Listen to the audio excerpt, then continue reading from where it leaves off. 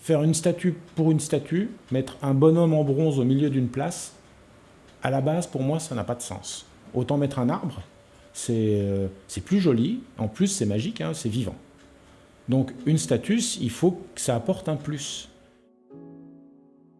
J'ai commencé la sculpture à l'âge à peu près de 20 ans, pour une raison totalement inexpliquée. Même aujourd'hui, je n'arrive pas à comprendre pourquoi ça s'est passé comme ça. Et ça a été dès le départ une véritable vocation en fait. Donc j'ai commencé à travailler seul, en autodidacte au départ. Donc mon premier atelier, ça a été la cave HLM de ma mère en fait. Hein, voilà. Et ensuite j'ai intégré assez rapidement la filière des monuments historiques. Et j'ai travaillé pendant une douzaine d'années en tant que sculpteur sur pierre. Ce qui m'a permis de me faire une expérience. J'ai voyagé un peu partout, ce qui m'a aussi servi. Mais il y a un côté qui ne convenait pas à ma nature profonde en fait. C'est-à-dire que c'est très répétitif. On fait très souvent la même chose.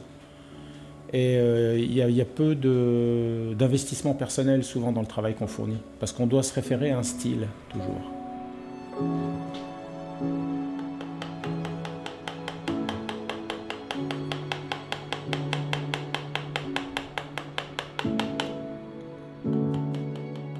En 2001, j'ai franchi le pas et je me suis mis à mon compte. Donc le travail aujourd'hui est 100 fois plus passionnant. Ça n'a rien à voir, il y a souvent beaucoup de stress, parce que je suis amené à faire des choses que j'ai jamais fait. En général, les journées, enfin les années sont toutes différentes, parce que les commandes ou même les créations sont totalement différentes, donc il faut à chaque fois que je me réinvente, que je me dépasse, que je cherche des nouvelles solutions, il faut être assez créatif en fait. Voilà, les clients, si vous pouvez marquer ce que vous voulez sur votre site internet ou sur n'importe quel support, mais si vous dites que vous êtes capable de faire quelque chose mais que vous ne l'avez jamais fait, ce n'est pas suffisant. Il faut quelque chose de tangible sur lequel s'appuie votre communication. Donc j'ai commencé les deux grandes premières sculptures en bronze que j'ai réalisées, je les ai fait à mes frais, ce qui m'a coûté quand même un bras, qui s'appelle Light. Et il y en avait eu une autre précédemment, qui s'appelle Après l'hiver, que j'ai vendue depuis.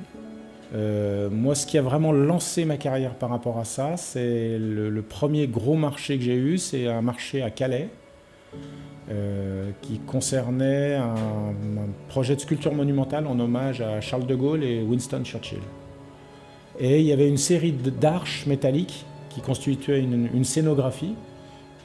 Les deux personnages s'engouffraient en fait dans l'histoire de France et on voyait la France qui se reconstruisait au fil des années pendant la guerre.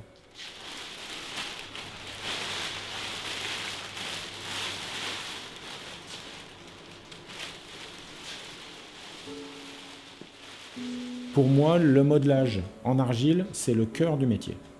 Le cœur. Et l'argile, c'est de loin le matériau le plus dur, le plus cruel que je connaisse. Parce que ça vous renvoie directement à vous-même, mais de façon très profonde.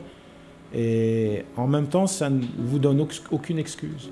Parce que l'argile, on l'enlève, on la rajoute tant qu'on veut. C'est-à-dire qu'au bout d'un moment, si on tourne en rond autour d'une statue et qu'on n'arrive pas à l'améliorer, c'est qu'on n'a pas les moyens de le faire. Vous voyez, on est confronté à une réalité qui est imparable. Donc c'est très formateur comme matériau.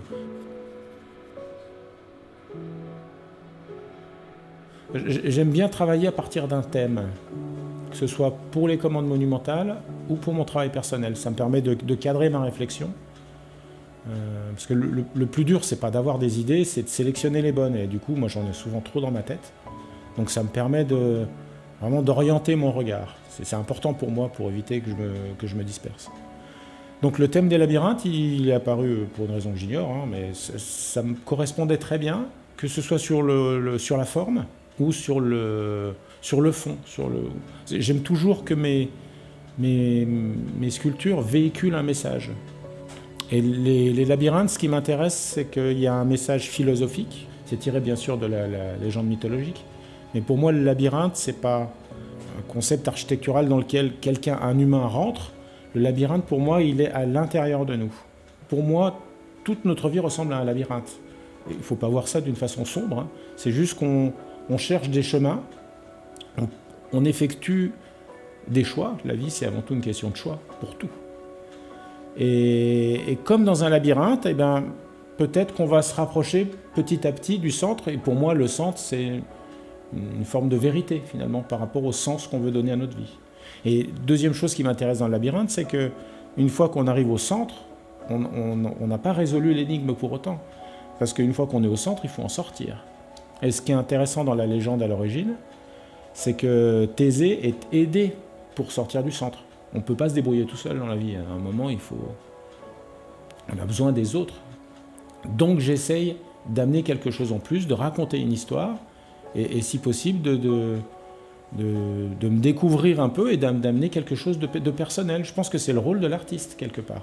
On doit essayer, à notre niveau, de façon modeste mais déterminée, d'élever un peu le débat. C'est notre rôle, c'est notre boulot. Et même pour moi, c'est extrêmement motivant.